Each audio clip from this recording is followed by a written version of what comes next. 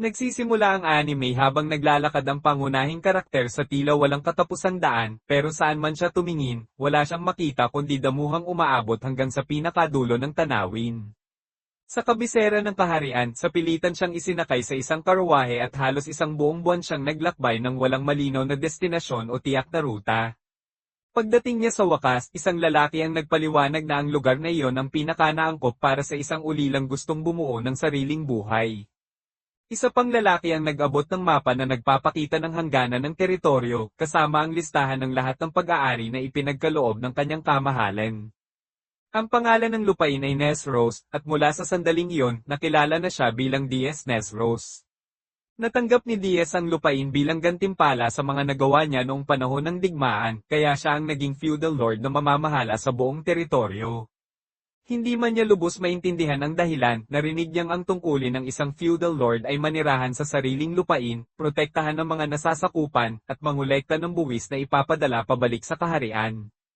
Nang makakita si Diaz ng ilog, agad siyang uminom ng walang pag-aalinlangan, dahil noong panahon ng digmaan, nasanay siyang uminom ng maputik at maruming tubig. Gayunman, wala talagang kahit ano sa lugar na iyon, ni isang puno ay wala. Habang lumalalim ang gabi, napagtanto ni Diaz na hindi siya maaaring manatili roon dahil kung magpapatuloy ang ganoong sitwasyon, siguradong mamamatay siya.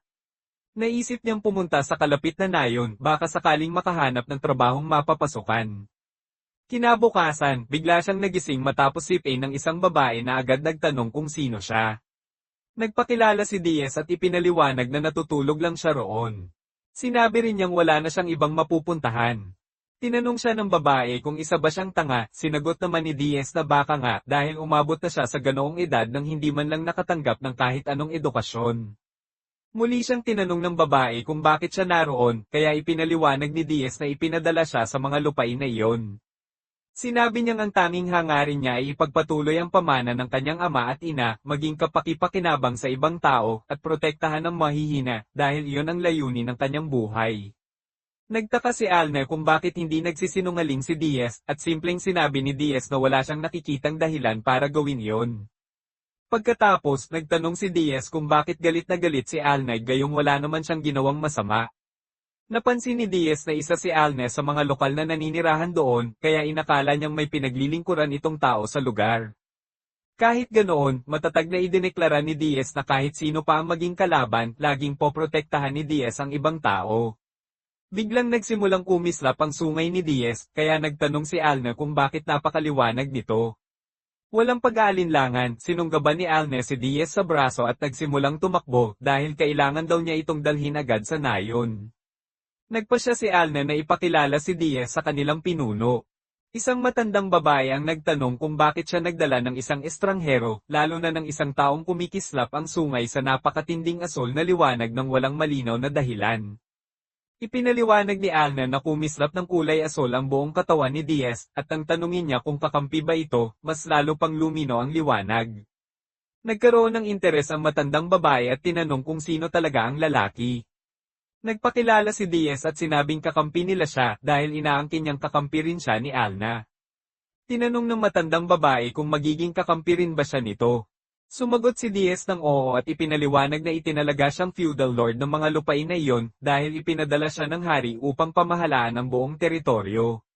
Sa mismong sandaling iyon, itinutok ni Alna ang palaso diretso sa ulo ni Diaz. Ngunit pinigilan siya ng matandang babae at sinabing hintayin muna nitong matapos magsalita si Diaz bago gumawa ng anuman dahil gusto muna niyang maintindihan ang kwento tungkol sa utos ng hari. Pagkatapos doon, nagsimulang ikwento ni Diaz ang kanyang nakaraan. Sinabi niyang noong buhay pa ang kanyang mga magulang, lumaki siyang halos walang alam tungkol sa mundo. Palagi siyang sinasabihan ng kanyang ina na gumawa ng mga bagay na makatutulong sa ibang tao, habang palagi naman siyang hinihikayat ng kanyang ama na maging taong nagpoprotekta sa mahihina, dahil iyon ang pamanang iniwan ng kanyang mga magulang sa kanya. Noong 10 taong gulang si Diaz, isang malubhang epidemya ang kumitil sa buhay ng kanyang ama at ina. Pagkatapos noon, nakisama siya sa iba pang mga ulilang nakaranas din ng parehong trahedya at nabuhay sa paglilinis ng lungsod at pangangaso ng mahihinang monster kapalit ng gantimpala. Kahit ganoon, patuloy niyang isinabuhay ang mga itinuro ng kanyang mga magulang at sinikap na mamuhay sa paraang hinding-hindi niya sila bibiguin. Pagsapit ng 15 taong gulang, nagsimula ang digmaan, at hindi nagtagal, nakarating na ang mga sundalo ng kalaban sa kalapit na nayon. Upang maprotektahan ang kanyang mga kaibigan, nagboluntaryo siyang maging sundalo. Sa panahong iyon, hindi niya alam na mayroon pala siyang pambihirang talento sa pakikidigma, at dahil dito, nakamit niya ang napakaraming kahangahangang tagumpay. 20 taon ang lumipas at tuluyan nang natapos ang digmaan. Bilang gantimpala, iginawad ng hari sa kanya ang lupain na iyon. Napagtanto ng matandang babae na tunay ngang isa siyang feudal lord na nais lamang protektahan ang kanyang mga kakampi. Pagkatapos, tinanong siya kung ano ang gagawin niya kung hindi sila kabilang sa kanyang mga nasasakupan. Tutulungan pa rin ba niya ang mga ito? Sumagot si Diaz na kung ganoon ang sitwasyon, magiging magkapit-bahay lamang sila sa iisang lupain, at kung sakaling magkaroon sila ng problema, tutulungan pa rin niya ang mga ito nang walang pag-aalinlangan. Biglang muling kumislap ng asol ang sungay ni Diaz. Pagkatapos, nagtanong si Diaz kung bakit napakarami nitong itinatanong sa kanya. Sumagot ang matandang babae na hindi pa rin niya nauunawaan ang sitwasyon. Hindi sila kakampi ng kaharian, kundi mga kaaway nito, at matagal na silang nakikipaglaban laban sa kaharian. Gayunpaman, hindi niya itinuturing na kaaway si Diaz. Isa siyang pambihirang blue, kaya marahil ay maaari silang mamuhay ng mapayapa sa iisang lugar. Hiniling niyang itaas ni Diaz ang kanyang ulo at makinig ng mabuti. Pagkatapos, nagpakilala siya bilang si Mol, ang pinuno ng Oni tribe. Matagal nang nakikipagdigma ang kanilang tribo laban sa kaharian para sa kontrol ng kapatagang iyon. Tinanong ni Diaz kung bakit nananatili pa rin sila roon kung matagal na silang pinalayas.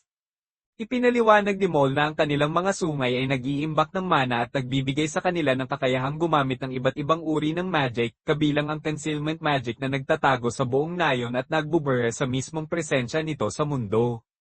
Sa wakas, naunawaan ni Diaz kung bakit wala siyang nakitang nayon noong nakaraang araw. Tinanong niya kung sigurado ba talaga si Mol na ibunyag ang lahat ng iyon sa isang taong nanggaling sa kaharian.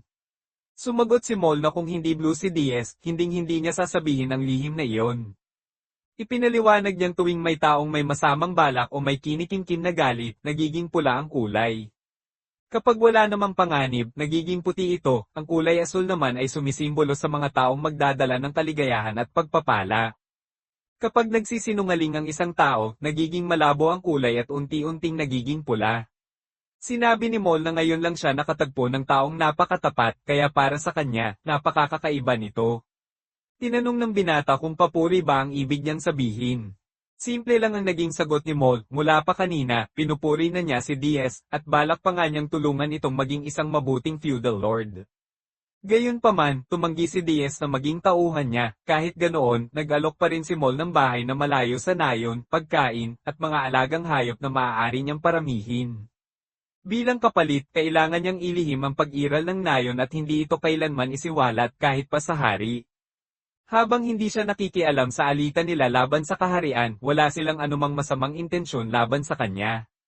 Malaya siyang mamuhay sa kapatagan, nag-alok pa sila na samahan muna siya ni Alna upang gabayan siya habang nasasanay sa pamumuhay sa lugar.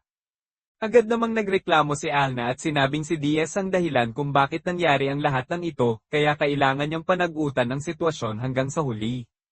Tinanggap iyon ni Diaz ng walang pagtutol, mabilis na lumipat ang usapan sa ibang paksa. Ang lugar at ang mga istrukturang naroon ay tila halos tapos na para bang matagal nang nagpapatuloy ang konstruksyon. Ipinaliwanag ng babae na kapag dumating ang isang krisis, kahit ang concealment magic ay hindi kayang lutasin ang lahat. Ipinaliwanag ng babae na ang tanging solusyon kapag may panganib ay baklasin ang lahat at tumakas habang dala mismo ang bahay gamit ang sistemang tinatawag na Yudo, na ngayon lang nalaman ni Diaz ang pangalan. Nagpasalamat sila sa isa't isa, pagkaraan ng ilang sandali, ipinaliwanag nilang darating din kalaunan ang mga supply ng pagkain at ang salamin. Kasama rin ang mga alagang hayop na pinalalaki para sa produksyon at pagkakakitaan. Kung maayos silang aalagaan at pararamihin, makapagbibigay ang mga ito ng pangmatagalang katatagan sa kabuhayan. Sinabi ni Diaz na pag-aaralan niya kung paano alagaan ang mga ito. Pagkatapos, may nagmungkahi na paramihin din ang populasyon ng mabubuting mamamayan, ngunit agad iyong tinutulan dahil sa kasalukuyang sitwasyon. Hindi pa nga sapat ang pagkain para sa mga taong naroon na, dahil kung magdadagdag pa sila ng mas maraming tao, mamamatay lang ang lahat sa gutom. Kaya itinuring nilang napakawalang muwang ang mungkahing iyon. Bilang kapalit, binigyan nila si Diaz ng isang espesyal na pulbos na gawa sa catvine. Kapag ikinalat ito sa paligid, aakit ito ng mga mababangis na hayop. Simple lang ang plano, patayin ang mga ito, gamitin ang karne at balat pagkatapos ay ipagpalit ang mga iyon sa iba't ibang resources o maging sa mga piyesang kailangan para sa yudo. Walang pag-aalinlangang tinanggap iyon ni Diaz at sinabing mahusay siya sa pangangaso, kaya hindi na niya kailangang pag-isipan pa ang lahat. Diretso siyang nagtungo sa itinakdang lugar at tahimik na naghintay sa pagdating ng mga mababangis na hayop. Pagsisimula pa lang ng labanan, puro instinct at hilaw na lakas ang ginamit ni Diaz. Wala siyang anumang espesyal na teknik, pawang napakalakas na puwersa lamang ang sandata niya. Marami siyang napatay na mga hayop, ngunit halos kalahati sa mga ito ang nakatakas. Nasiyahan siya sa naging resulta, kaya doon na niya tinapos ang pangangaso. Pagkaraan nito, nakumpirma nila ang pag-iral ng isang material na tinatawag na black silver. Nakabili si Diaz ng napakaraming piraso nito, ngunit hindi niya kayang dalhin ang lahat ng mag-isa. Kaya ang susunod nilang pinag-usapan ay kung paano ito maililipat. Nagulat ang isa sa kanila nang malaman na nakabili si Diaz ng humigit kumulang 30 hanggang 40 piraso. Agad nagbago ang tingin nila sa kanya, dahil sa mga nagawa at ipinakita niya, inilarawan pa nila si Diaz bilang napakalalaking lalaki sa paraang labis ang paghanga. Pagkatapos doon, napunta ang usapan sa susunod na pangangaso. Hindi sapat ang mga nakuha nila sa nakaraang ekspedisyon dahil kailangan pa nila ng mas maraming resources para makapagtayo ng mga pasilidad gaya ng balon at daan patungo sa ilog. Dahil wala silang kakayahang umupa ng mga manggagawa, muli nilang napagdesisyon ng mangaso. Nais sana nilang targetin muli ang parehong uri ng hayop, ngunit magdudulot lamang iyon ng problema sa mga taga-nayon. Sa halip, nagpasya silang manghuli ng mga monster kahit hindi gaanong mahalaga ang karne ng mga ito. Ang tunay na halaga ng mga monster ay nasa kanilang mga sungay, kuko, at magic stone dahil mataas ang presyo ng mga iyon kapag ipinagbili. May karanasan na si Diaz sa pangangaso ng mga monster kaya napagdesisyonan nilang sulitin ang kakayahan niya. Kinumpirma ni Al na nakakaunti lamang ang mga monster sa rehiyon ngunit mayroon pa ring matatagpuan. Napagkasundoan nilang sasamahan niya si Diaz upang mas mapabilis ang kanilang misyon.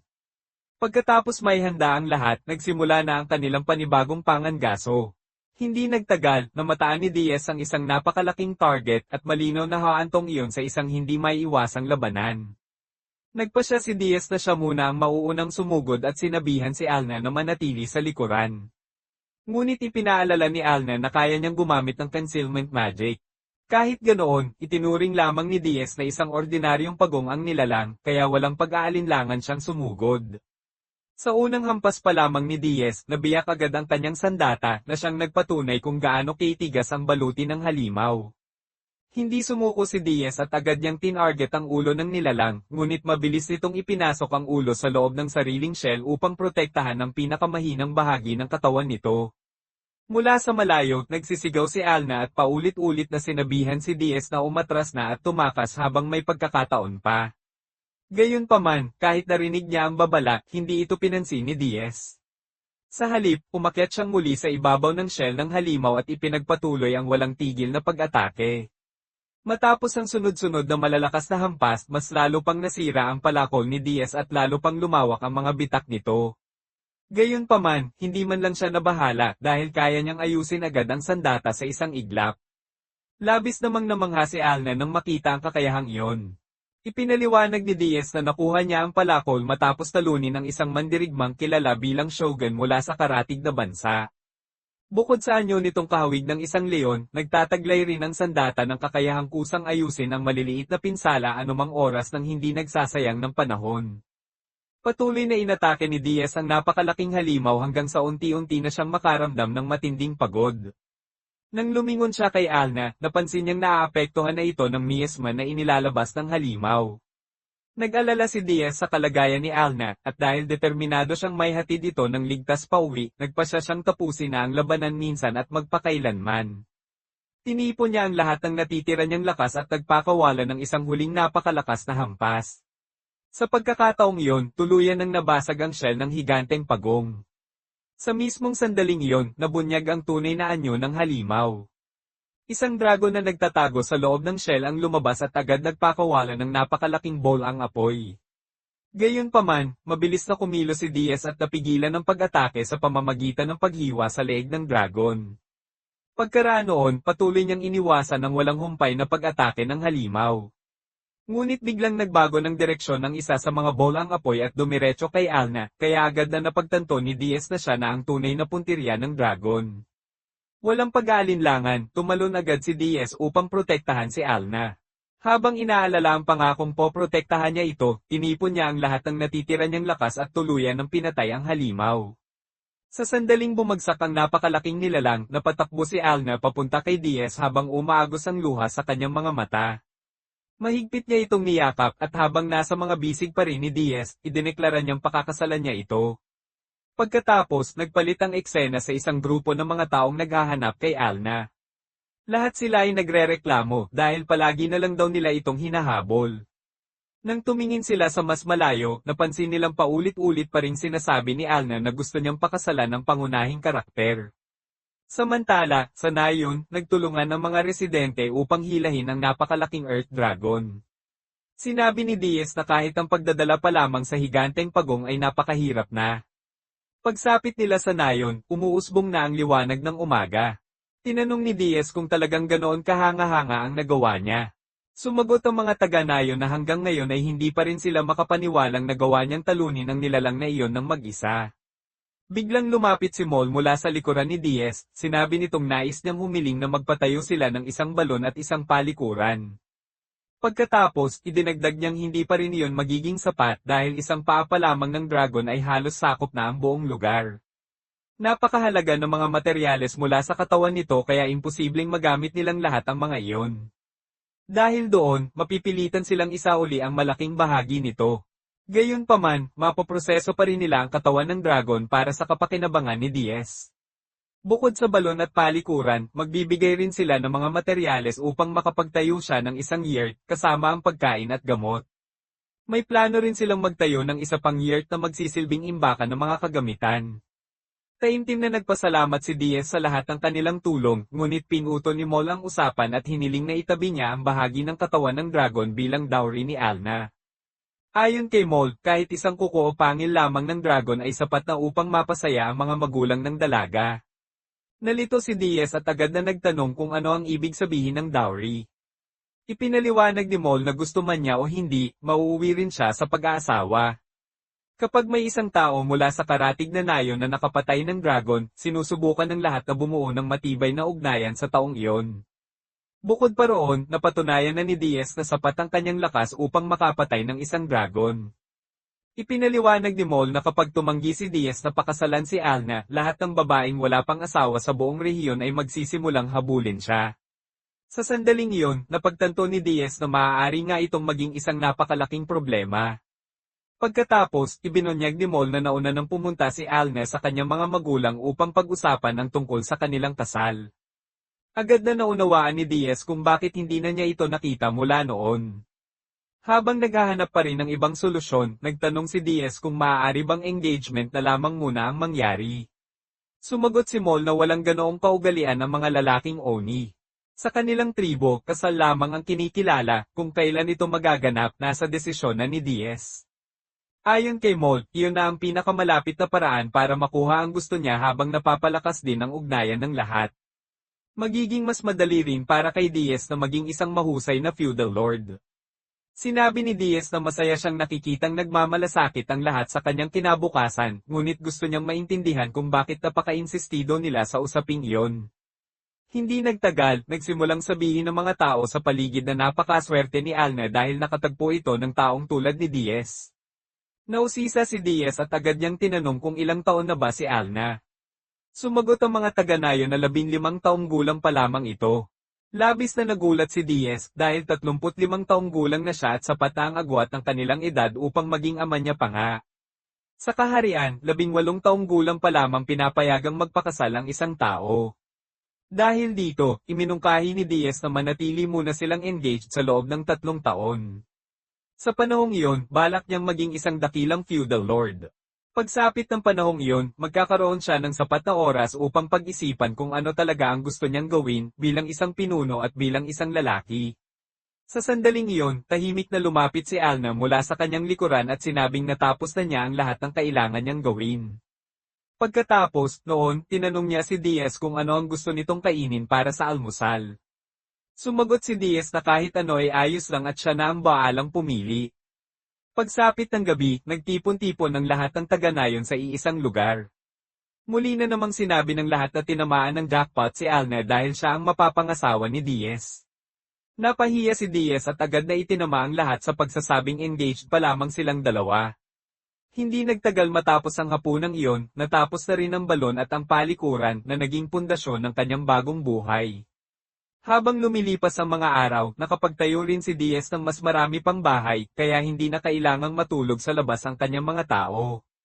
Kahit masaya siya sa naging progreso, inaamin niyang marami pa siyang kailangang matutunan pagdating sa pagtatayo ng mga gusali. Habang iniisip niya kung paano makahihikayat ng mas maraming maninirahan sa kanyang lupain, biglang dumating si Alna at sinabing may naramdaman siyang presensya ng isang monster sa hilaga. Ipinaliwanag niyang gumamit siya ng life detection spell sa buong kapatagan at may natukoy itong nilalang. Tinanong ni Diaz kung ilan ang lumitaw na kalaban, sumagot si Alna na isa lang ito, ngunit napakalaki at diretsong papunta sa kanilang lugar. Sinabi ni Diaz na hindi niya hahayaang sirain ng nilalang ang balon at palikurang katatapos lamang nilang itayo. Ayaw rin niyang matakot sina Francis at Frannis, dahil doon, nagpasya siyang harapin agad ang halimaw. Sinabi ni Alna na sasama rin siya sa kanya, maliit man o napakalaki ang kalaban, dapat silang lumaban ng magkasama. Bago sila umalis, nagtanong si Diaz kung ano ang mangyayari sa mga tupa dahil natutulog ang mga ito sa loob ng kulungan. Kapag nagising ang mga ito na walang tao sa paligid, malulungkot ang mga ito at iiyak pa. Tinanong din ni Diaz kung totoo bang ang mga hayop na sanay mamuhay kasama ng mga tao ay nagiging balisa kapag walang taong malapit sa kanila. Tumingin si Alna sa unahan at sinabing maaari niyang pakiusapan ng mga taga-nayon na bantayan ang mga ito. Nang makita ni Diaz ang kalaban, napagtanto niyang isa pala itong ogre. Nagkomento si Diaz na napakabahong amoy ng mga materyales na nakukuha mula sa ogre at halos wala ring silbi ang mga iyon, kaya walang gaanong pakinabang ang pangangaso rito. Gayunpaman, alam niyang wala silang ibang pagpipilian. Hindi nila maaaring hayaang makalapit ang ogre sa kanilang nayon. Sumugod si Diaz upang salakayin ang ogre, ngunit madali lamang nitong naiwasan ang kanyang pag-atake. Habang patuloy na umiiwas ang halimaw sa bawat hampas ni Diaz, nagpasya si Alna na atali ang mga paa nito. Sa sandaling naipit ang mga binti ng ogre, sinamantala agad ni Diaz ang pagkakataon at nagpakawala ng isang malakas na hampas na agad tumapos sa halimaw. Pagkatapos ng labanan, nilapitan ni Alna si Diaz, napansin ang napakabahong amoy na kumapit sa kanyang katawan at sinabihan siyang maligo kaagad. Sa ilog, buong araw na nagbabad si Diaz sa kakaligo, ngunit hindi pa rin niya tuluyang maalis ang mabahong amoy na iniwan ng halimaw. Kinabukasan, naalala ni Diaz kung gaano kasama ang naging karanasan niya noong nakaraang araw. Hanggang ngayon, wala pa rin siyang nagagawang makahikayat ng mga bagong nasasakupan, ngunit patuloy namang dumarating ang mga monster na parang hindi imbitado. Sa sandaling iyon, dumating si Alna at sinabing malapit nang magkaroon ng mga sanggol, ngunit ang tinutukoy niya ay ang mga tupa. Kasunod nito, ipinaliwanag niyang hindi lahat ay magandang balita. Tinanong niya si Diaz kung naaalala pa ba nito nang sabihin niyang ang Myers ay mga nilalang na may napakataas na talino. Sumagot si Diaz na naaalala niya yon, at alam niyang naiintindihan ng mga ito ang wika ng tao at kusang pinipiling mamuhay bilang mga alagang hayop dahil mas ligtas ang ganoong pamumuhay. Kinumpirma ni Alna na tama iyon, ngunit ipinaliwanag din niyang dahil sa mataas nilang katalinuhan, mas matindi rin silang makaramdam ng takot kaya mas madali silang maapektuhan ng matinding stress. Kapag buntis ang mga ito, mas lumalala pa ang kanilang kalagayan. Maaari silang matakot ng husto hanggang sa mamatay bago pa maisilang ang kanilang mga anak. Dahil dito, hanggang sa maipanganak ang mga sanggol, kailangang manatili sa tabi nila ang pinakamalakas na miyembro ng grupo, at iyon ay si Diaz, upang maramdaman nilang ligtas sila. Upang magawa yon, kailangang dalhin ang mga Myers sa loob ng yurt.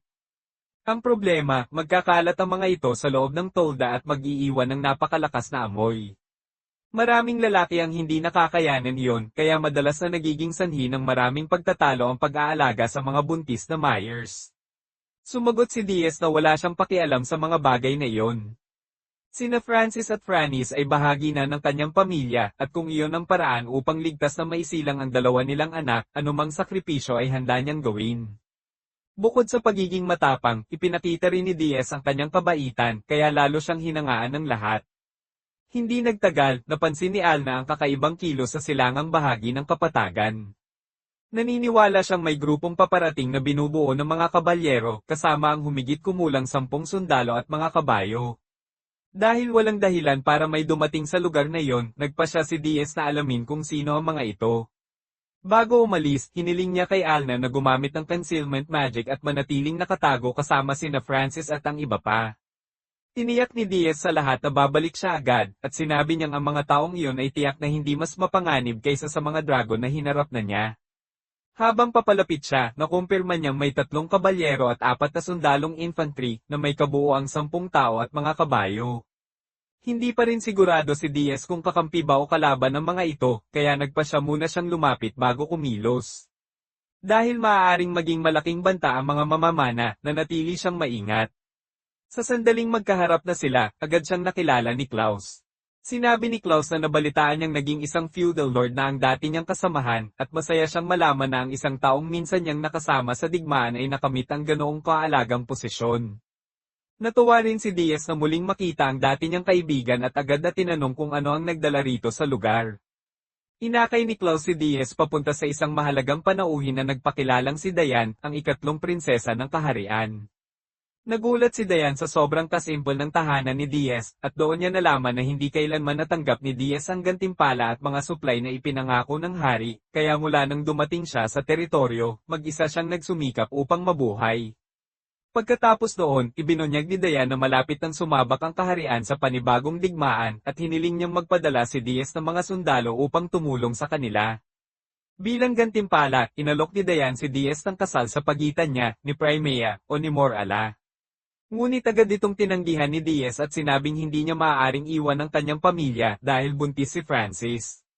Bago pa man ang lahat, nilinaw ni Diaz na ang pagpapakasal sa isang taong ngayon lang niya nakilala ay hindi matatawag na gantimpala. Pagkatapos, nagpaumanhin siya kay Diane at mariing ipinahayag na hindi na siya muling lalaban sa anumang digmaan.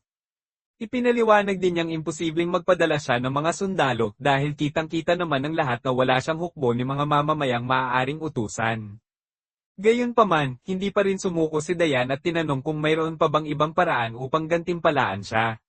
Sumagot si Diaz na kung iyon lang ang pakay ng kanilang pagbisita, maaari na silang bumalik sa kabisera. Isa sa mga kasama ni Diane ang nang-insulto at nagbanta kay Diaz, ngunit nanatili siyang kalmado at inutusan ng grupo na umalis. Nagpasya si Diane na umatras matapos mapagtantong walang sino man sa kanila ang may kakayahang talunin ng Supreme Hero. Pagkaraan nito, ibinunyag ni Alna na narinig niya ang buong pag-uusap habang gumagamit ng concealment magic, at ipinaliwanag niyang nararamdaman niya ang galit at masamang intensyon ng mga tao sa pamamagitan ng kanilang aura. Kinabukasan, muling nakipagkita si Diaz sa dati niyang kasamahan na si Klaus na nagsabing sinadya siyang tanggalin sa hukbo upang hindi na siya mapilitang bumalik sa digmaan. Dahil wala na siyang ibang mapupuntahan, nakiusap si Klaus na makasama sa grupo bilang isang sundalo. Dahil kilala ni Diaz ang katapatan ni Klaus at lubos niya itong pinagkakatiwalaan, agad niyang tinanggap ang kahilingan nito, at sa wakas, nadagdagan din ang bilang ng mga kakampi sa kanyang tabi,